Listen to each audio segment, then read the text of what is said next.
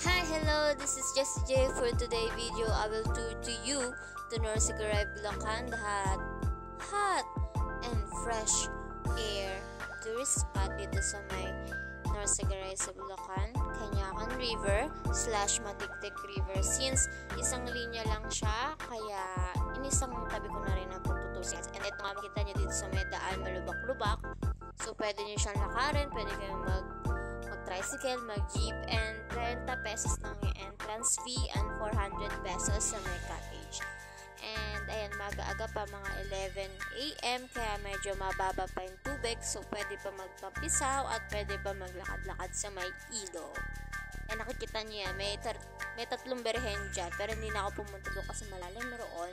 Hindi tayo marunong mag-swimming dive. So ayan na nga, pinakatawa lang sa inyo yung view, maganda talaga siya, and napakalamig, fresh air. Ayan, kasama ko rin yung mga relatives ko, mga pinsan ko, family ko. Ayan, nagtapisaw lang sila dyan. Abang ako ito, nag-iinarte lang dito sa may gilid-gilid. Bawal magpaitim.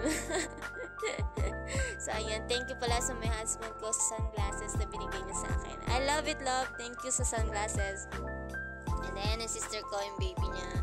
And yung iba kumakain na doon. So, ito na nga, sumunod din yung jeep na kasama namin since naka-tricycle na kami. And then, nagsansakan yung pinsan ko kung nasa na doon sila.